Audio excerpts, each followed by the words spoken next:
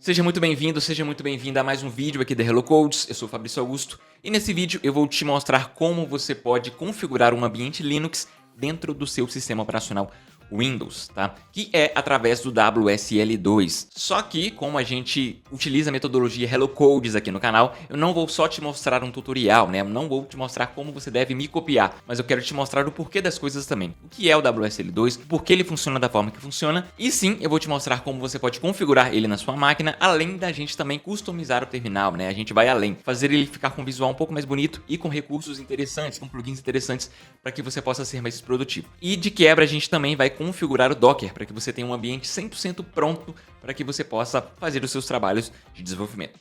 Fechou? Então é isso, a gente vai ver isso tudo logo depois da vinheta.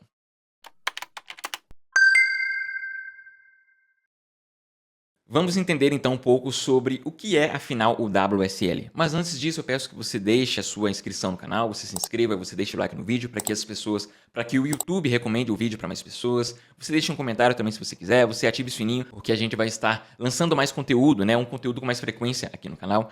Então, fica com a gente aqui, beleza? Vamos lá, o que é o WSL então? Tá? O WSL nada mais é do que o subsistema do Windows para o Linux. Eu acredito que você já tenha uma noção do que seja, tá? Uma visão geral do que seja, mas é o recurso da Microsoft que permite rodar o Linux diretamente no Windows. Entenda, não é o Linux em cima do Windows, dentro do Windows, mas através do Windows, tá? Tem uma diferença aí que a gente vai ver. O WSL é o subsistema do Windows para o Linux, né? A sua sigla, tá? Ou se for em inglês, é o Windows Subsystem for Linux, ok? E você consegue executar o Linux sem a necessidade de você criar um dual boot, né? Porque é muito chato, você instala o Windows e aí você instala também em uma outra partição do HD, né? Instala o Linux também, e aí você tem que ficar revezando entre os sistemas operacionais quando você quiser utilizar um ou outro. Nesse caso, com o Windows, tá? Se você tem um Windows na sua máquina, você não precisa fazer isso mais, você pode utilizar do WSL, principalmente na sua versão 2, tá? Na sua versão mais recente, que ele utiliza uma virtualização para executar o kernel genuíno do Linux. Então, a gente vai ver um pouco sobre como funcionava o WSL1, mas na 2 você tem sim o Linux completo, tá? Genuíno, original, rodando na sua máquina, que ele proporciona um desempenho maior, né? E uma compatibilidade também com sistemas de arquivos, né? Com os comandos do Linux. Então, você vai ter de fato o sistema Linux rodando na sua máquina através de uma máquina virtual leve, ok? E é muito leve, é muito performático mesmo. Beleza? Inclusive, nessa nova versão, você pode até rodar algumas aplicações gráficas através do WSL. Aplicações gráficas do Linux diretamente do Windows através do WSL. Beleza? A gente vai ver um pouco sobre isso também, como você pode fazer. Mas, no geral, é isso, tá? E a gente viu na definição que o WSL2 ele roda de forma muito mais leve, ele roda com o kernel do Linux mesmo, só que não foi sempre assim, tá? Na primeira versão do WSL, ele funcionava um pouco diferente. Você tinha o Microsoft Windows rodando na sua máquina e você tinha o WSL, tá? Que instalava alguns itens da distribuição do Linux, mas não o seu kernel, tá? Por exemplo, as libs, os comandos, né? As libs que a gente coloca são as bibliotecas, ok? As bibliotecas, os comandos, os utilitários. Então, ele tinha uma carcaça do Linux, mas rodando em cima do kernel do Windows, tá? Tinha um tradutor no meio, tá, que traduzia os binários ali que era colocado da distribuição do Ubuntu, por exemplo, para rodar em cima do kernel do Windows, mas não era o kernel do Linux que estava atuando por detrás. Era uma mistureba que tinha, né? Como se você tivesse uma carcaça, por exemplo, do Tesla, com o motor rodando, na verdade, de um Fiesta. Não, Fiesta é sacanagem. É como se você tivesse uma carcaça do Tesla rodando com o motor do BYD. Então, era algo um pouco misturado. Era um Linux falso aqui. Era uma simulação de um Linux, tá? Era algo para te dar a experiência do Linux, só que, na real, não era o Linux que estava rodando por debaixo dos panos. O que acontece nessa nova versão é diferente, tá? Só que para eu te explicar o que acontece de fato nessa nova versão, eu preciso que você entenda também alguns conceitos de máquina virtual. Tá? Então a gente vai passar aqui por alguns conceitos importantes, tá? Você sabe o que é uma máquina virtual? Você já deve ter instalado uma máquina virtual aí no seu computador, principalmente utilizando esses softwares como VirtualBox, VMware, mas a gente vai passar um pouco, tá? A gente vai dar uma visão geral aqui sobre o que é e quais são os seus principais tipos. Ok? Vamos lá. Uma máquina virtual, uma VM, né? É um ambiente de computação simulado que roda dentro de um sistema operacional, permitindo executar um sistema operacional, ou seja, aí vai ser um sistema operacional convidado dentro de outro sistema operacional que é o principal.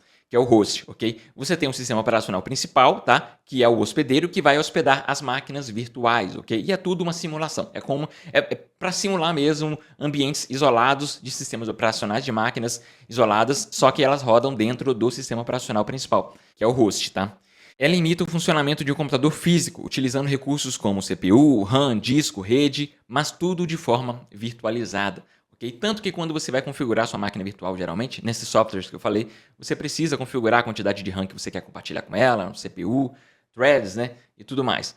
Okay? Mas vamos lá, desenhando aqui, para você entender melhor, a gente tem o hardware, ok? Que o hardware é a parte física do computador, CPU, memória RAM, mouse, teclado, etc.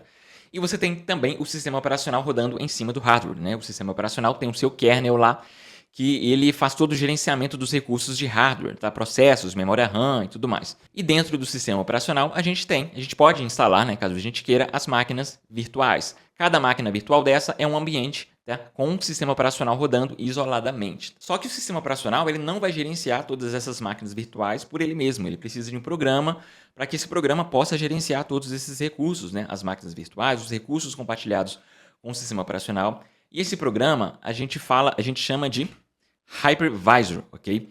Então, toda máquina virtual será gerenciada por um hypervisor, tá? O VirtualBox é um hypervisor, o VMware é um hypervisor também, beleza? Então, a gente precisa desse programa para fazer esse gerenciamento. Então, já que a gente está falando de hypervisor aqui, a gente pode dar a definição aqui de hypervisor, tá? Um hypervisor é um software ou firmware, tá, que permite criar e gerenciar máquinas virtuais, como a gente falou, possibilitando que múltiplos sistemas operacionais rodem no mesmo computador.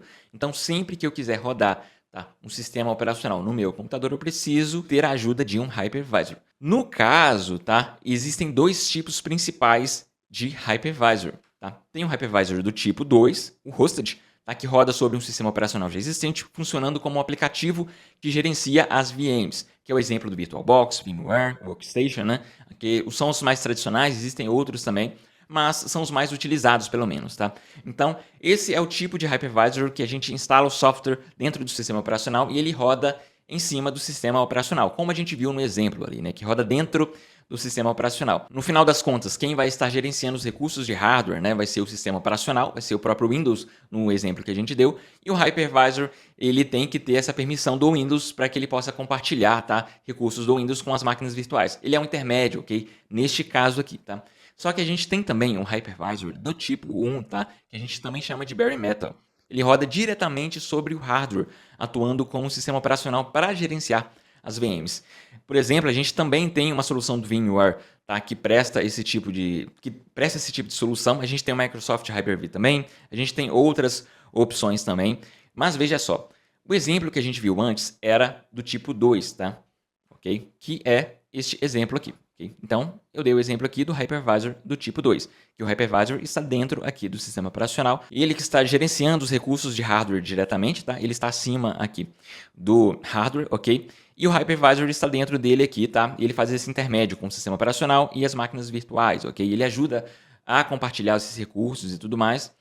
Mas é isso. Só que a gente também tem o hypervisor do tipo 1, que funciona dessa forma aqui. A gente tem o hardware, beleza, e a gente tem, acima dos hardwares, diretamente, né, gerenciando os recursos de hardware, a gente tem o hypervisor do tipo 1. Veja que agora o hypervisor do tipo 1, ele não fica mais dentro do sistema operacional. Ele fica rodando diretamente acima do hardware, ok? Gerenciando diretamente os recursos de hardware e o sistema operacional fica acima do hypervisor do tipo 1, tá? Eu coloquei Hyper-V aqui porque é um exemplo, tá? A gente viu que também tem outros hypervisors do tipo 1, né? Outros exemplos lá, mas o Hyper-V, neste caso, é o da Microsoft, beleza? E acima dele roda o sistema operacional Windows, tá? Tecnicamente, o sistema operacional aqui, por mais que a gente não perceba, porque é muito leve, ele também é uma máquina, ele também funciona como se fosse uma máquina virtual, uma máquina virtualizada. Só que neste caso aqui, tá? Toda essa arquitetura aqui com Hyper-V, com o sistema Windows, o sistema Windows é a partição pai, é a partição principal, que é a partição que vai gerenciar toda essa arquitetura do Hyper-V e das outras máquinas virtuais que podem ser levantadas aqui também para funcionar acima do Hyper-V, que vai poder gerenciar também as outras partições aqui que são chamadas de Child Partitions, ok? Que são as outras VMs que serão gerenciadas pelo Windows, só que elas rodarão de forma isolada acima do Hyper-V aqui, como, por exemplo, o WSL2. Então, o WSL2 é um tipo de máquina virtual, só que muito leve e rodando agora em cima diretamente do Hypervisor, do Hyper-V, ok? Ele não roda dentro do Windows, tá? Por mais que a gente consiga acessar ele através do Windows, isso é porque o Windows ele tem a permissão, ele tem o privilégio de gerenciar os recursos aqui das outras máquinas virtuais, inclusive o WSL2, inclusive do Docker também, que a gente vai ver. A gente vai instalar o Docker também, mas quando o Hyper-V está ativado, né? O Docker funciona da mesma forma, rodando em cima. Os containers do Docker, né, funcionam da mesma forma, rodando em cima do Hyper-V. Mas o Windows ele só gerencia isso tudo aqui pra gente. Então tem essa diferença, tá? As máquinas virtuais tradicionais, como essas que a gente viu do VirtualBox, VMware, elas rodam em cima do sistema operacional e o sistema operacional que está rodando diretamente em cima do hardware. No caso do tipo 1, não. No caso do tipo 1, o Hyper-V ele funciona como se fosse o próprio sistema operacional gerenciando aqui as máquinas virtuais. Nesse caso do Hyper-V, o sistema operacional Windows é a partição pai, é o sistema operacional root que vai gerenciar todas as outras, tá? Tudo isso porque, obviamente, né, o Hyper-V é da Microsoft, então tá todo o ecossistema da Microsoft aqui funcionando, né, foi feito para funcionar dessa forma. E o WSL2, ele aproveitou dessa arquitetura que já existia, tá? O Hyper-V, ele já existia desde o Windows Server 2008, tá? Então, desde o Windows 8 já estava disponível o Hyper-V para ser utilizado, mesmo antes do WSL2, mas foi se aproveitado esse recurso do Hyper-V que já existia, ok? Antes, para que fosse integrado o WSL2, para que fosse gerado essa virtualização, essa máquina virtual do WSL2 diretamente nele, beleza? Isso faz com que o WSL2 fique muito mais leve, né? Porque, como eu já falei, é o kernel mesmo do Linux. Neste caso do 2, não é mais uma simulação do Linux, é o Linux rodando na sua máquina. Então, se você tem um sistema operacional Windows e quer utilizar desse recurso, pode ficar tranquilo que ele vai funcionar muito bem e muito rápido. Beleza? Essa foi uma visão geral de como funciona, do porquê das coisas, como eu falei, de como funciona. Agora sim, na próxima parte desse vídeo, a gente pode partir para a configuração de fato, beleza? Bora então começar a configurar a nossa máquina com o WSL2. Mas a gente viu, tá, na parte teórica, que o WSL2 depende de um recurso, tá, da Microsoft, que é o Hyper-V, ok? O Hyper-V precisa estar ativado, tá? O Hypervisor do tipo 1, que a gente viu que é o Hyper-V, precisa estar ativado para que a gente consiga instalar e executar o WSL2 em cima dele. Então a gente precisa ativar o Hyper-V e você pode fazer isso através do próprio Windows, tá? Então você pode vir aqui em painel de controle. Então eu posso vir aqui em painel de controle. Você vai pesquisar, seja o Windows 10, seja o Windows 11, tá? Porque o WSL2 ele funciona acima do Windows 10, ok? Então você pode pesquisar aqui por recursos. Você pode clicar aqui em ativar ou desativar recursos do Windows, vai abrir a janelinha aqui e você pode ativar aqui, você pode achar a opção de Hyper-V, você pode ativar aqui a principal, tá? Abrindo aqui você você pode abrir aqui, pode ver mais opções, mas você tem que marcar a principal. E você também tem que marcar outra além do Hyper-V, que é o subsistema do Windows para o Linux. Então você pode marcar essas duas e dar o OK aqui. Só lembrando que, como a gente viu, a gente tem os dois tipos de Hypervisor, né? Tanto o Hypervisor do tipo 2, que é aquele que você instala os softwares, né, os aplicativos aí, dentro do sistema operacional. Então ele fica em uma camada dentro do sistema operacional, como o VirtualBox, VMware e tudo mais, e o Hypervisor do tipo 1. Se você tiver com o Hyper-V ativado aqui, que é o Hypervisor do tipo 1, pode ser que se você tiver também um VirtualBox, né, que são os Hypervisors do tipo 2, pode ter uma certa incompatibilidade. Então, se você quiser, por exemplo, em algum momento usar o VirtualBox, VMware, apesar das versões mais recentes estarem mais compatíveis um com o outro, mas pode ser que não fique tão performático assim, ok? Então, se você tiver algum problema ao rodar o VirtualBox na sua máquina, pode ser que o Hyper-V seja ativado aí e tá dando conflito de hypervisors aí, tá? Do tipo 1 e do tipo 2, beleza? Mas como no nosso caso a gente só vai utilizar o WSL2, eu vou deixar aqui somente, eu vou ativar aqui o Hyper-V e o subsistema do Windows para Linux e vou dar o OK aqui.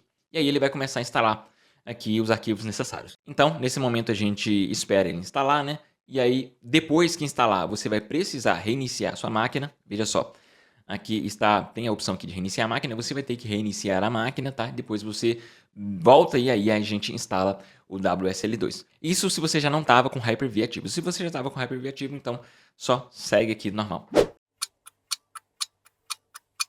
Máquina reiniciada, agora eu quero falar com você sobre, antes da gente instalar ainda o WSL2, eu quero falar com você sobre o Windows Terminal. Não sei se você já tem o Windows Terminal instalado, tá? Em versões mais recentes do Windows 11, ele já vem nativamente o terminal padrão é o Windows Terminal, só que em versões mais antigas, tá? Do Windows 10 e do Windows 11 um pouco mais antigo, eu acredito que você ainda precise instalar através do Microsoft Store, tá? Qualquer coisa também, você atualiza o seu Windows para ficar mais garantido. Mas você pode vir aqui também e pesquisar por Windows Terminal aqui no Microsoft Store, que você vai achar ele aqui e você pode instalar ele aqui. Beleza? Esse vai ser o terminal que a gente vai usar, que vai configurar, tudo bonitinho. Beleza? Se você já tem, você pode clicar nele, você vai abrir aqui no PowerShell, tá? Que vai ser, que na verdade ele é o shell padrão aqui do Windows Terminal. E por aqui a gente vai instalar o WSL. Para instalar o WSL, a gente vai entrar aqui no link da Microsoft. Então eu posso vir aqui no Google e pesquisar por WSL2. Ok? Beleza, pesquisando, você vai ver alguns resultados. Eu vou entrar aqui no segundo, tá? Que é o em português, como instalar o Linux no Windows com o WSL. Aqui vai ter algumas informações, né? Algumas descrições aqui do WSL, sobre o WSL. Aqui tem os pré-requisitos também, tá? Você deve estar executando o Windows 10 versão 2004 ou superior, tá? Tem o build aqui também, ou o Windows 11. Se você tiver o Windows 11, então vai funcionar, ou o Windows 10 acima dessa versão aqui, beleza? E aqui está o nosso comando aqui, que você pode executar no PowerShell. Tá? Então você pode vir aqui no PowerShell e você pode colar o comando. Todos esses links que eu for mencionar aqui, eu vou deixar na descrição do vídeo, beleza? Mas eu posso aqui dar o Enter, vou aqui aceitar, né? Vai pedir permissão de administrador, normal, e eu vou esperar aqui instalá-lo completamente, tá? Quando terminar de instalar, a gente volta aqui.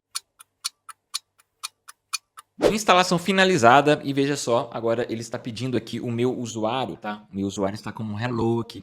Eu vou colocar meu usuário como Fabrício, ok? Então vou colocar aqui Fabrício e veja só, agora a gente instalou e criou um ambiente isolado do Windows. Agora a gente não está mais trabalhando dentro do ambiente Windows, enquanto a gente estiver configurando aqui o WSL. É um ambiente totalmente isolado, tá? A gente pode acessar ele pelo Windows, mas é um ambiente isolado. Vou dar o Enter aqui, coloquei o meu usuário, e assim como a gente está criando, né, um sistema operacional novo aqui, a gente está instalando um sistema operacional completo, a gente precisa criar usuário, senha e tudo mais. Então, coloquei o meu nome de usuário aqui para este sistema operacional aqui do Ubuntu. Vou colocar aqui também uma senha. Dei o Enter, vou digitar a senha de novo. Pode ficar tranquilo que não vai aparecer aqui nada. Vai aparecer que você não está digitando nada, mas é porque não aparece aqui dados sensíveis, né? Quando a gente está escrevendo no terminal. No formulário tem aquelas bolinhas lá, né? Aqui no terminal ele já não aparece nada. Beleza? Beleza. Então a gente criou o nosso usuário aqui, que vai ser o usuário root, né? Vai ser o administrador aqui do sistema. E agora sim a gente está dentro aqui do nosso sistema do Linux. Eu posso fechar aqui e vou abrir o terminal de novo, tá? Vou fechar aqui, vou abrir aqui o terminal de novo.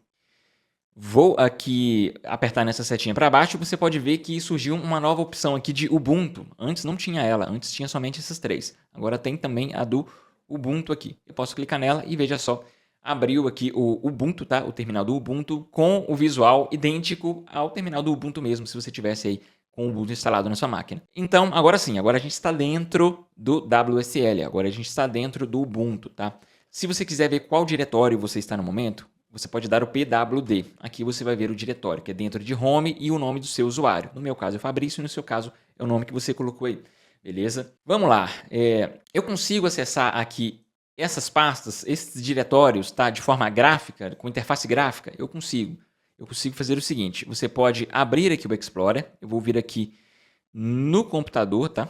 Neste computador aqui, na verdade eu vou fechar aqui, e veja só, apareceu aqui uma nova partição, tá? Abaixo aqui do seu computador, pode ser que você tenha um HD externo, né? Um pendrive também conectado, vai aparecer aqui também, e logo abaixo vai aparecer aqui o Linux, tá? Você pode clicar nele, e dentro vai aparecer a sua distribuição que você instalou, que é o Ubuntu. Então, você clica nele também e aqui você tem o seu ambiente, a sua partição isolada do Linux, tá? A gente está acessando, como eu já falei, que o Windows tem essa permissão para acessar, mas ele está de fato rodando de forma isolada. E você pode vir aqui em Home e dentro do seu usuário que você vai ver aqui, tá? A mesma pasta que você está acessando ela através do terminal. Você está vendo alguns arquivos aqui, tá? Dentro dessa pasta aqui, se eu der o ls aqui no terminal, o ls vai listar todos os arquivos que tem no diretório. Você vai ver que não aparece nenhum arquivo.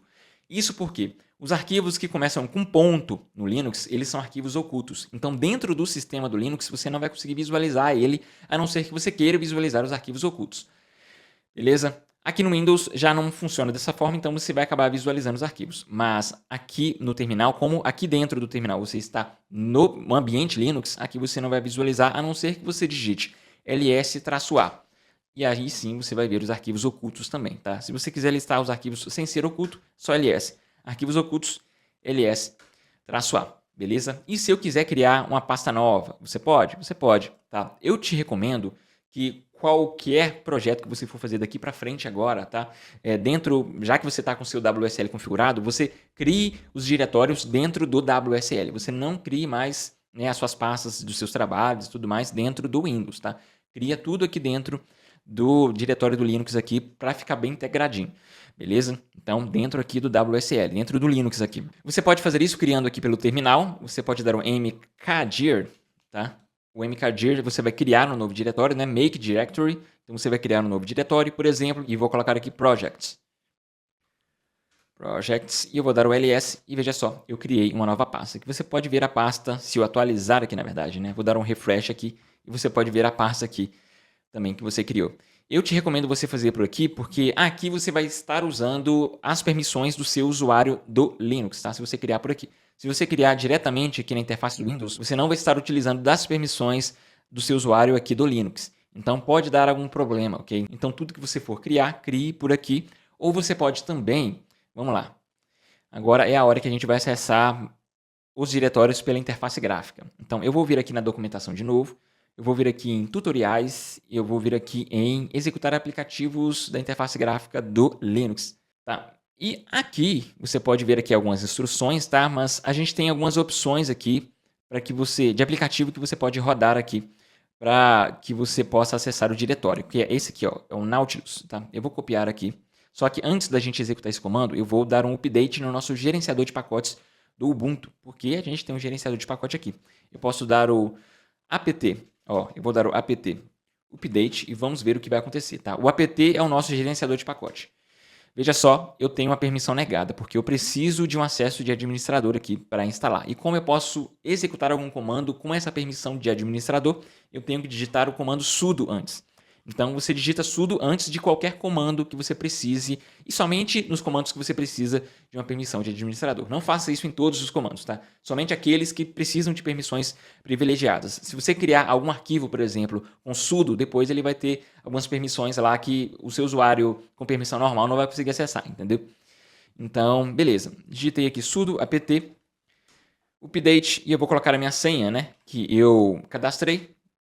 E agora eu vou dar o update aqui, que ele vai atualizar o repositório de pacotes aqui do Ubuntu. Logo depois que ele terminar, eu vou colar aquele comando que a gente viu, tá? Para a gente instalar, ok? Esse aqui demora um pouquinho, tá? Então eu vou deixar aqui instalando, vou voltar quando já tiver instalado. Instalado, agora para executar, a gente pode executar esse comando aqui embaixo. Para iniciar o arquivo, a gente pode digitar, na verdade não é esse, né? A gente tem que ver aqui no Nautilus. Deixa eu vir aqui em cima. Aqui, ó. Você precisa inserir aqui essa palavrinha só, tá? Esse comando, né? O Nautilus aqui. Eu vou colocar. Vou executar. E veja só o que abriu para mim aqui. Abriu o diretório que eu estou no momento. Olha que legal. Então aqui eu posso acessar o meu diretório Linux através da interface gráfica do próprio Linux, tá? Eu não recomendo que vocês, por exemplo, instalem aplicativos de forma gráfica aqui que vocês não vão precisar utilizar. Acaba pesando mais até no seu próprio Windows nativo. Aliás, até no seu próprio Linux nativo, caso você tenha aí. Iria pesar, né? Então, eu acredito que só coloca o que precisar mesmo de interface gráfica aqui, ok? Mas isso é muito interessante, né? Que você pode gerenciar também muito bem. Você pode criar uma nova pasta, você pode renomear algum arquivo, né? Você pode ter o acesso aqui sem ser pelo terminal, ok? E sem também trabalhar diretamente com a interface gráfica do Windows, tá? Que não é recomendado que você crie arquivos, você gerencie seus arquivos por lá. Beleza? Então, ok. Fizemos isso aqui. Vamos prosseguir, tá? Eu vou fechar aqui. E eu fechando aqui, eu acho que ele já vai matar aqui esse processo. Para eu criar uma nova aba aqui, tá? No terminal, eu posso clicar aqui. Só que, como padrão, ele ainda está o PowerShell. Eu posso vir aqui nas configurações, posso mudar aqui para o Ubuntu, posso salvar. E agora sim, eu salvei aqui. Beleza? Se eu fechar aqui e abrir uma nova aba, agora ele vai abrir aqui a aba do Ubuntu automaticamente, tá? Isso se você quiser, ok? Beleza, então aqui a gente viu que ele sempre vai iniciar, tá? No PWD, ele sempre vai iniciar no diretório aqui, raiz aqui do meu usuário, tá? Se eu vier, por exemplo, no meu diretório raiz aqui, ó, dar o cd barra e dar o ls, eu posso ver aqui todas as pastas aqui, todos os diretórios aqui que a gente tem realmente em um sistema operacional da distribuição do Ubuntu, beleza? Então a gente pode ver aqui, a gente pode navegar pelas pastas aqui também, cd-home, e depois eu vou entrar no cd Fabrício, que é o meu usuário. Tá? E veja que sempre que eu estou na pasta raiz, tá? No diretório raiz do meu usuário, esse diretório também pode ser simplificado com um atalho, que é o til. Tá? Por exemplo, se eu vier aqui no diretório raiz do sistema, tá? Eu estou usando cd aqui, que o cd é o comando que você usa no Linux, tá? Para navegar entre os diretórios. cd é change directory, tá? Você vai mudar de diretório. Então, eu vou dar o cd barra, que agora eu estou na raiz aqui do sistema. E se eu der aqui um cd e der aqui o til, que na verdade não veio o til aqui, agora veio o cd e o til, eu estou indo pro diretório raiz do meu usuário. Essa cor aqui, eu acho ela muito ruim, tá? Não é muito agradável de ver, da gente trabalhar com ela, não. A gente pode mudar aqui a cor através, para a gente começar a personalizar o nosso terminal, né? A gente muda a cor aqui através das configurações. Então, eu vou ver aqui Ubuntu, ok? No último aqui, ignora esse aqui, tá? Esse aqui é um probleminha que deu no meu especificamente aqui, mas no seu vai aparecer somente esse aqui, esse Ubuntu aqui com esse logo do Ubuntu.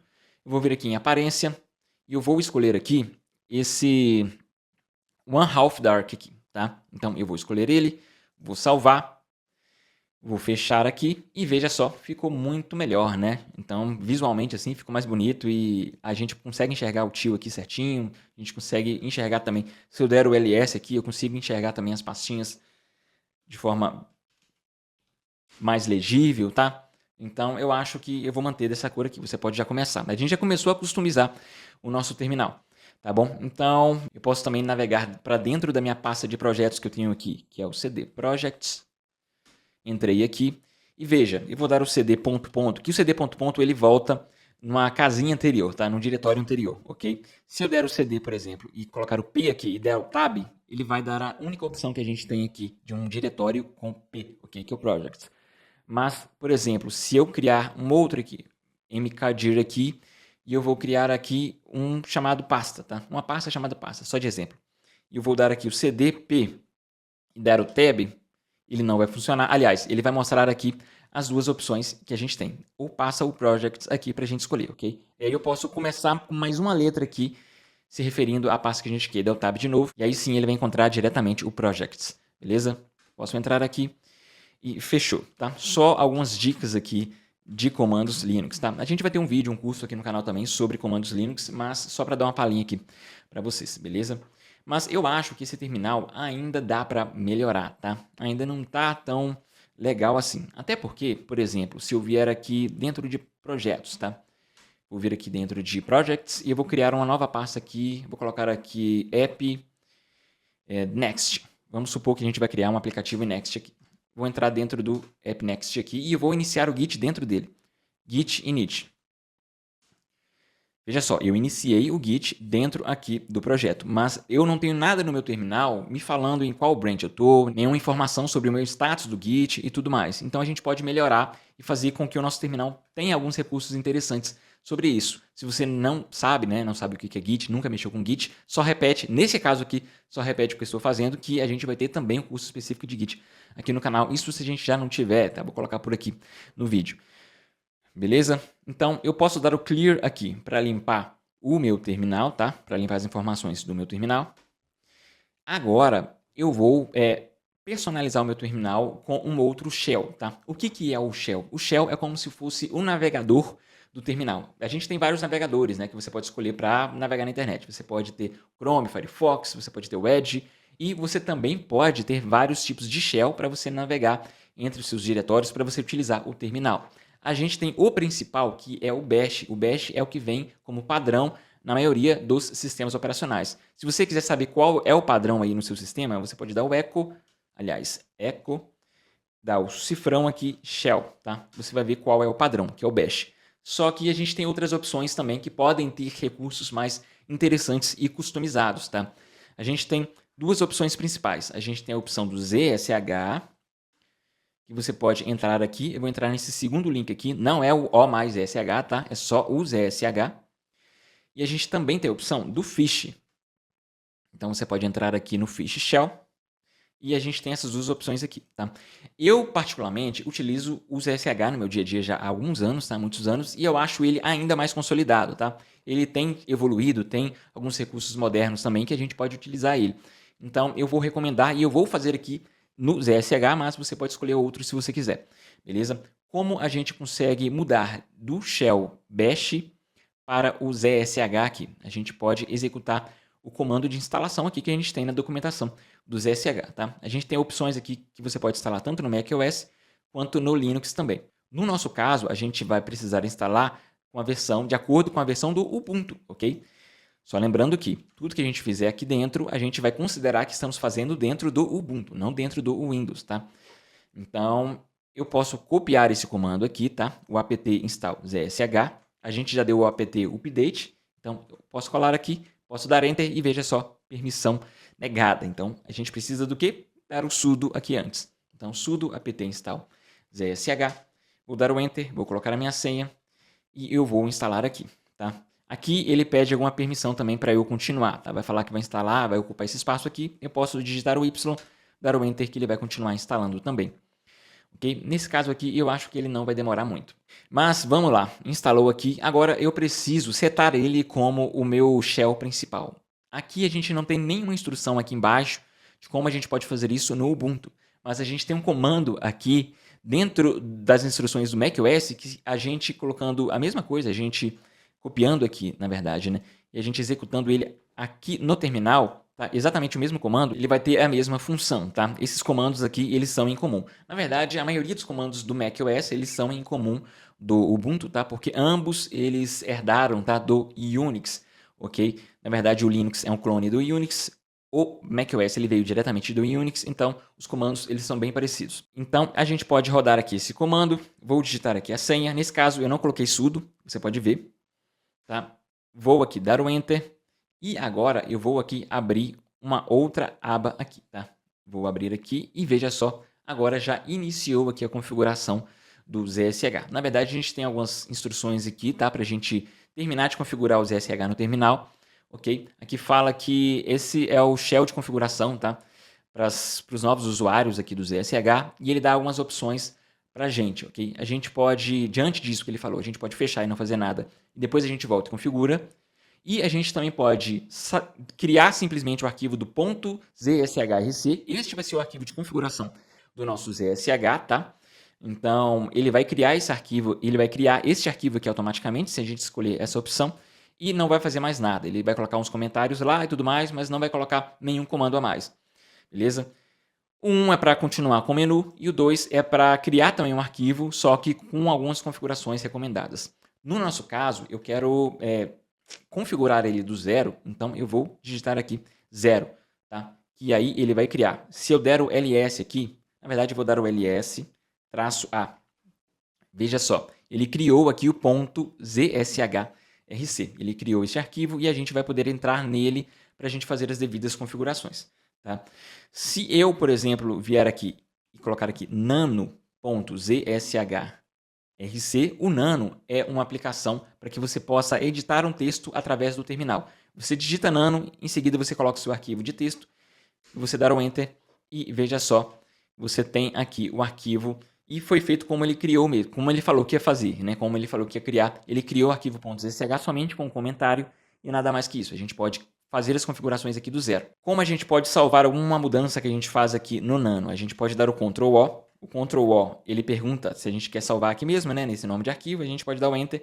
Na verdade, eu não fiz nenhuma alteração aqui, mas eu salvei. E para sair dele, a gente pode dar o Ctrl+X. Tá? Beleza, a gente começou a configurar o terminal. Vou dar o Clear aqui de volta, mas vamos lá. A gente colocou o ZSH, mas ele ainda continua feio. Na verdade, ele está mais feio que antes, né? Aqui, pelo menos, tinha uma corzinha. Aqui, nem isso. Então, a gente pode já começar a customizar esse shell aqui do ZSH. Inclusive, eu posso dar o echo shell aqui, para a gente ter a certeza que a gente está como padrão o ZSH. E veja só, agora não é mais bash, agora é ZSH. E a gente pode instalar um tema aqui que é o Starship. Então, eu posso vir aqui no Starship ZSH, posso colocar no Google, né? Eu entro no primeiro link aqui, e aqui a gente tem algumas instruções para que a gente deixe o nosso terminal bonitinho aqui, igual vocês estão vendo. Ok? Eu vou aqui no Get Started, e aqui a gente pode ver algumas instruções dependendo do terminal que a gente utiliza. Na verdade, primeiro a gente vai ter que instalar dependendo do sistema operacional. No nosso caso é do Linux. Então eu posso clicar aqui no Linux e eu posso copiar o comando que através deste comando ele vai instalar no meu terminal. Beleza? Então eu vou aqui colar e vou dar o Enter, né? E a partir daqui eu vou dar o Y também para permitir ele instalar. Vou colocar a minha senha e ele vai fazer as devidas instalações, ok? Beleza, instalou, agora ele está dando algumas instruções. São as mesmas instruções que a gente pode ver aqui embaixo. Ó. Aqui a gente vai precisar agora setar, tá? A gente já instalou, agora a gente precisa configurar aqui de acordo com o nosso shell aqui, que no nosso caso é o ZSH. Então, o que a gente precisa fazer aqui? A gente precisa adicionar essa linha aqui, tá? No final do .zshrc. Então, logo no final a gente adiciona essa linha. Eu posso aqui dar o copiar, posso vir aqui, posso dar o nano.zshrc, beleza? Aqui no final eu só dou o Ctrl V, Ctrl O para salvar, aqui dou Enter e Ctrl X para sair. Ok? Agora eu vou abrir uma outra aba aqui que ele já vai iniciar com essas configurações e veja só, agora está ficando mais bonito, né? Se eu entrar aqui em CD Projetos e depois ainda tem o App Next, né? Que a gente criou só a pasta, não tem nenhum projeto dentro dele. Então eu posso dar um Enter e veja só, aqui a gente já tem aqui que a gente está na Branch Master, né? A gente já tem o status aqui do nosso Git, já está ficando melhorzinho, tá? Só que a gente precisa ainda de uma coisa. Veja só, aqui a gente tem instrução para instalar uma fonte nerd. Então a gente precisa aqui de uma fonte nerd, um nerd fonte que fala. Que, por exemplo, ele sugere aqui o Firecode. Então eu posso vir aqui, posso achar aqui o Firecode nerd e posso fazer o download dele. Ok? Beleza, vou abrir aqui agora. Veja só, eu tenho todas essas fontes aqui. Na verdade, eu vou extrair aqui, tá? Então, eu vou vir aqui em extrair tudo. Vou extrair, beleza. Abrir a pasta aqui, porque eu acho que de dentro do zip ele não instala, né? Então, eu vou instalar aqui esse Firecode Nerd, só que não o mono. Eu vou colocar aqui o Propo. Tem dois tipos aqui, né? Vou instalar todos aqui, na verdade. Depois lá a gente escolhe. Eu posso vir aqui no meu painel de controle, que vai ser mais rápido. Painel de controle. Posso vir aqui em fontes. Vou clicar aqui em fontes. E aqui eu vou arrastar as minhas fontes. Então, eu vou vir aqui, vou arrastar aqui as fontes, tirando aqui a licença, né, e o README. Eu vou arrastar aqui para dentro e ele vai instalar as fontes para mim, tá? Eu acredito que ele já instalou. Será que ele já instalou? Eu acho que sim. Se eu colocar aqui de novo, eu acho que já instalou. Pediu para substituir aqui. Beleza. Então, tá bom. Então, a gente já instalou as fontes. Agora, a gente precisa configurar a fonte aqui no terminal. Então, eu posso vir aqui. Eu posso vir aqui no Ubuntu de novo. Posso vir aqui em aparência de novo. E aqui eu posso ter o tipo de fonte. Eu posso ter o Fire. Vou colocar aqui o... Na verdade, eu preciso reiniciar. Não, eu posso aqui mostrar todas as fontes, né? Só clicar aqui em mostrar todas as fontes. E agora sim, eu preciso digitar aqui. Eu posso digitar aqui o Fire. Não vai achar, tá? Eu preciso reiniciar aqui o meu terminal para ele achar. Então, eu vou fechar, abrir de novo. Agora sim, eu vou aqui nas configurações. Novamente. Ubuntu. Eu vou aqui em aparência. Eu vou aqui na fonte, mostrar todas as fontes. E eu vou colocar aqui o Firecode. Deixa eu ver aqui. Agora sim mostrou. Veja só. Firecode Nerd fonte. Tá? Eu vou colocar esse aqui. Eu posso salvar aqui. Agora, tá? E agora eu vou aqui fechar. Não, na verdade eu não vou fechar novamente o meu terminal. Eu vou fechar somente as configurações. Agora eu vou entrar em projetos. E vou entrar também no App Next que eu coloquei. E veja só, agora tem um ícone bonitinho aqui pra gente, tá? Só que dá pra melhorar mais ainda esse terminal, porque a gente tem aqui agora, né, o nosso terminal mais bonito que tava, com certeza ele tá. Mas a gente ainda não tem recursos interessantes nele, como por exemplo, de highlight de sintaxe, né? porque a gente digita alguma coisa, a gente não sabe a diferença de um comando, do que é um comando, do que é, por exemplo, um diretório, de que é um arquivo, tá? Se um comando está certo, está errado. Então, a gente pode ter essas informações em forma de cores aqui no terminal em tempo real, tá? A gente pode ter um recurso também de um histórico para ele autocompletar comandos que a gente já deu. Então, isso tudo é interessante, tá? E a gente pode fazer isso através de um gerenciador de plugins aqui do ZSH muito bom, que é o Zenit. Então, a gente pode vir aqui no Zenit, pesquisar por ele também, ok? E eu vou clicar aqui no primeiro link, tá? Tem dois links aqui, na verdade, não, isso aqui não tem nada a ver, tá? A gente clica no primeiro aqui. Beleza, aqui a gente tem as instruções de como a gente pode instalar aqui o gerenciador de plugins aqui do ZSH. Para fazer manualmente, tá? Para fazer automaticamente, a gente pode digitar esse comando aqui, que ele vai funcionar. E a gente pode fazer também de forma manual. Eu prefiro dessa forma, né? Nesse caso, fazer de forma manual. Tá? Eu posso copiar aqui todo esse bloco de código e eu vou colar ele dentro também do .zshrc. Então, lá vamos nós de novo no nano.zshrc. Na verdade, eu vou voltar aqui com o Ctrl X, tá? Porque eu não estou dentro aqui da minha pasta raiz do usuário, que está esse arquivo, ok? Quando eu faço isso e não tem nenhum arquivo com esse nome, eu acabo criando um novo arquivo. Então, eu posso dar o nano, e aí eu vou dar o tio .zshrc, ok? Agora sim, agora a gente está acessando aqui o arquivo que a gente já mexeu antes. E eu vou colar todo aquele comando que estava lá, tá? Posso dar o Ctrl O aqui para salvar. Posso dar o Ctrl X aqui e eu vou abrir agora uma nova aba aqui no terminal. Abrindo, veja só, ele está instalando o Zenit aqui no nosso bash, no nosso shell aqui do ZSH. Beleza? A gente espera um pouquinho, foi, tá? Por enquanto, a gente só instalou aqui o gerenciador de plugins aqui do ZSH. A gente não colocou nenhum plugin ainda, mas a gente pode colocar. Vindo aqui nessa mesma documentação, aqui embaixo a gente vê algumas sugestões de plugins, tá? Aqui tem alguns exemplos aqui de uso, tá? Como você pode instalar os plugins. E eu tenho também algumas sugestões de plugins aqui, como esse aqui. Das autossugestões, como eu falei, tá? De autocompletar o que a gente precisar.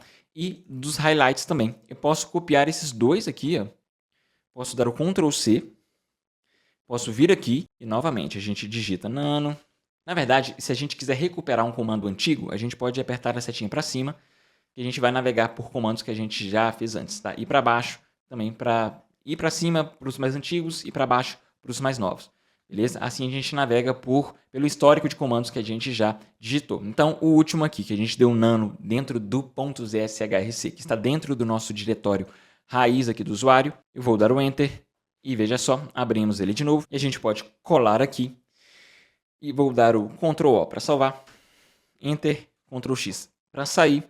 Agora sim, eu vou abrir aqui uma nova aba do terminal e veja, ele vai instalar o outro plugin. Ele só instala uma vez, tá, gente? Ele não instala toda vez que você abrir o terminal. Ele instala uma vez, depois de instalado, ele não instala novamente. Ele só utiliza ele. Agora, eu vou fazer o seguinte, eu vou dar o CD e veja que o CD ficou verdinho agora. Projects, e veja que agora ficou de outra cor, se referindo a um diretório. Então, isso aqui é um diretório, isso aqui é um comando. Vou dar o Enter. Opa, peraí. Vou dar o Enter aqui, entrei no diretório. Vou dar o CD de novo, App, Next. Vou dar o Enter e entrou aqui. Agora a gente tem o nosso terminal bonitinho, né? Muito melhor que antes, pelo menos, né? Então, você pode também escolher outros temas se você quiser. Estou colocando aqui que é um dos temas mais utilizados, tá? Mas se você quiser escolher outro tema, não tem problema, ok? Pelo menos agora a gente está com o nosso terminal dentro do WSL2, customizado, tá? Com recursos interessantes também. Inclusive, tem um outro recurso também que eu gosto de instalar, que é a gente pode instalar com o Zenit também, que é o ZSH Completions, eu acho que é isso mesmo. ZSH vou colocar aqui, né? Completions. Beleza? Você pode entrar nesse primeiro link aqui. Ele é um pouco diferente das autossugestões, tá? Ele tem alguns recursos a mais que eu acho interessante também. Então, você pode adicionar também, ó, isso aqui, logo abaixo dos outros. Então, eu vou dar aqui o nano novamente. Tá?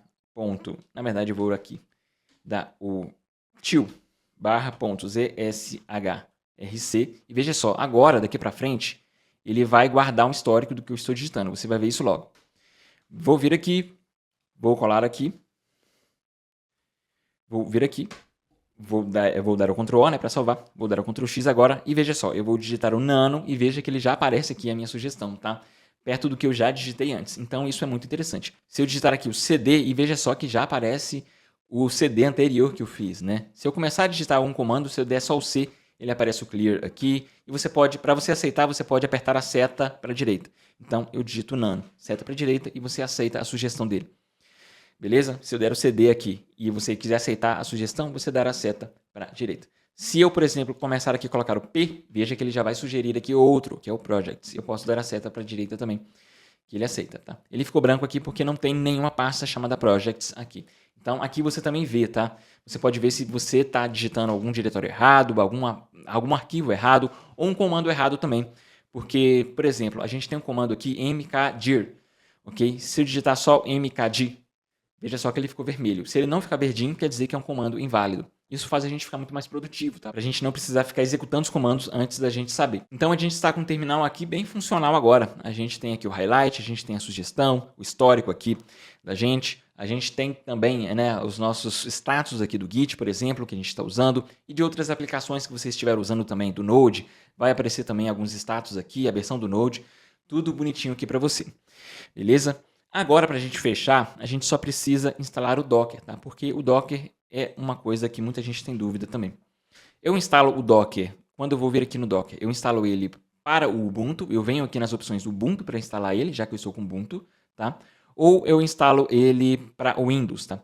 Neste caso aqui do Docker, você pode instalar ele na sua versão para o Windows, o Docker Desktop para o Windows, ok? Porque neste caso, ele mesmo vai fazer a integração com WSL2. Então, você vem aqui e a gente vai fazer o download dele, né? O download para o Windows. Eu vou esperar terminar o download, depois eu volto aqui. Mas, no caso, não é o do Linux que você escolhe aqui. Você escolhe o do próprio Windows, dependendo do seu processador que você tiver, você escolhe ele. Mas, quando terminar aqui, eu volto que a gente continua conversando. Download finalizado, vou abrir aqui o arquivo do Docker agora, tá? Para a gente instalar. E aí a gente vai seguir aqui pelos processos aqui, tá? De instalação. Pediu aqui a minha permissão de administrador, beleza. Abrindo aqui a caixinha do Docker. Veja só, aqui no desktop, no Docker Desktop para Windows que a gente baixou, já pergunta se a gente quer usar o WSL2 ao invés do Hyper-V, porque a gente tem já o WSL2 configurado, tá? E a gente vai estar integrado com o WSL2. Então, a gente pode marcar essa opção aqui, ok? A gente não precisa marcar essa segunda opção, né? A gente pode deixar desktop, deixar o atalho para o desktop ou não, aqui você que sabe. E aqui eu vou dar o OK. E agora a gente vai instalar, né? A gente vai esperar instalar também. Mais um momento que a gente precisa esperar aqui, porque demora um pouco. Logo depois eu volto aqui, tá? Com o Docker já instalado e a gente abre ele, a gente já mexe um pouco com ele aqui, beleza? Instalação finalizada, agora a gente pode clicar, aliás, a gente tem que saber que ao clicar aqui, ele vai reiniciar a máquina, tá? Na verdade aqui está falando que vai sair da sessão do usuário, né? Vamos ver o que vai acontecer aqui, mas de qualquer forma, eu vou ter que parar essa gravação aqui e eu volto também depois com o Docker já instalado e máquina reiniciada. Voltamos aqui com o Docker já instalado, a gente tem a janelinha que abriu aqui de boas-vindas também, né? Na verdade não é boas-vindas, né? É o termo de aceite aqui que eu preciso aceitar. Então, vamos lá, a gente abriu aqui a nossa janelinha, eu vou aqui logar, tá? Eu vou colocar aqui em personal, nesse caso aqui, tá? E vou clicar aqui para logar com o meu e-mail do Gmail. Então, ele abriu uma janela, você não tá vendo a janela que abriu, né? Mas ele abriu uma janela para mim aqui, que eu vou logar através dele. Na verdade, aqui deu... Na verdade, eu vou dar um skip aqui, tá? Depois eu vou logar, depois eu faço o restante do processo, a gente não precisa mostrar aqui ele logado, ok? Vamos lá, a gente tem os containers aqui, tá? A parte dos containers, as imagens. Se você nunca mexeu com Docker, pode ficar tranquilo, porque uma hora você vai precisar, tá? Então, hoje em dia, é muito difícil você conseguir construir uma aplicação sem Docker. Mas aqui a gente tem um Docker Desktop. Mas o que a gente quer saber mesmo é se ele está integrado com WSL. Então, eu vou entrar aqui no meu terminal. Para eu ver se ele está integrado de fato, eu posso dar o meu Docker, e veja só, ele já ficou verdinho ali, ó. Docker PS. Dando doc ps, ele iria listar os containers que eu tenho aqui, tá?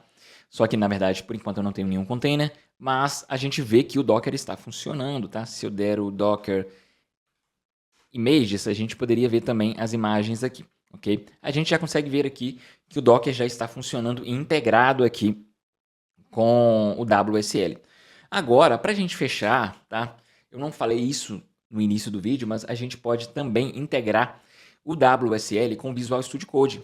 Pode ser que você utilize o Visual Studio Code aí como um editor, então a gente pode fazer o download do Visual Studio Code aqui também, e a gente pode integrar o Visual Studio Code. Eu vou colocar aqui o VS Code,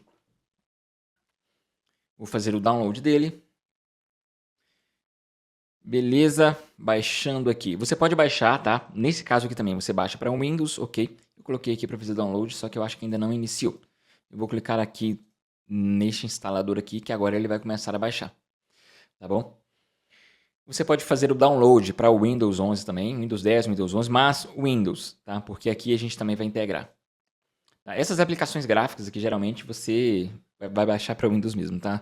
Geralmente, o que eu falei que você vai precisar verificar que é para o Ubuntu são as aplicações que você vai utilizar aqui no ambiente Linux, tá? Que você vai instalar via prompt de comando, linha de terminal e tudo mais, como o Node, o Git já vem instalado, né? Mas o Node ou o Python, né? Caso você use o Java, tudo isso você vai fazer de acordo com as instruções do Linux, tá? A sua linguagem de programação, as instruções que você vai instalar aqui vai ser de acordo com o Ubuntu, de acordo com o Linux, ok? Então, porque você vai fazer ele aqui dentro, tá? Aqui dentro do terminal, da linha de comando. Mas o VS Code eu vou instalar aqui, avançar, beleza. Instalando, vamos lá. Vamos esperar instalar aqui para a gente finalmente finalizar aqui todas as nossas configurações. Beleza, eu vou iniciar agora o Visual Studio Code, iniciando aqui. E veja só, eu vou aqui no terminal e eu vou aqui em New Terminal, tá? Ele abriu como padrão o PowerShell, tá? Eu posso vir aqui e trocar para Ubuntu WSL. E agora sim, a gente trocou e ele está dentro do nosso WSL, né? Dentro do nosso Ubuntu, tá? Neste caso aqui, ele está no nosso diretório do Windows porque a gente não criou um arquivo, né? A gente pode criar, por exemplo, vamos lá. Inclusive, eu acredito que a gente tem uma extensão aqui também do WSL,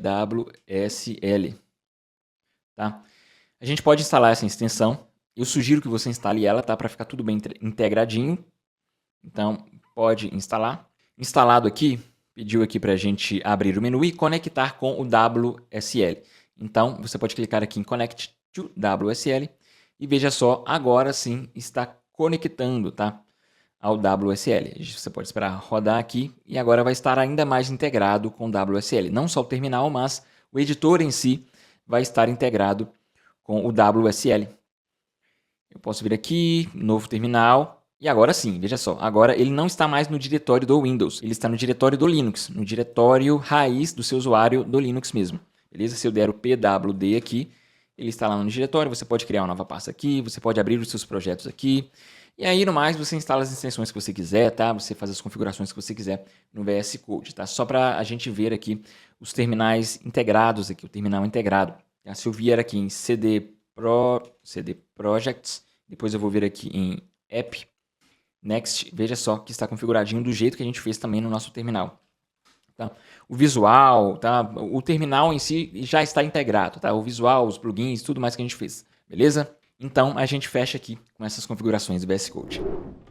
Muito bem, se você chegou até aqui, eu acredito que você está com o seu ambiente totalmente configurado aí. Se você tem alguma dúvida, você pode deixar aqui nos comentários. Eu te peço que você também se inscreva no canal, porque a gente está voltando aqui com o canal, com mais conteúdos, né? A gente vai ter mais conteúdos interessantes daqui pra frente. Se inscreva, curta esse vídeo para que o YouTube possa recomendar também esse canal, esse vídeo, para mais pessoas que estejam também precisando, tá? Aprender sobre isso. E não se esqueça também de conferir os outros conteúdos que a gente tem aqui no canal, que de alguma forma também pode te ajudar.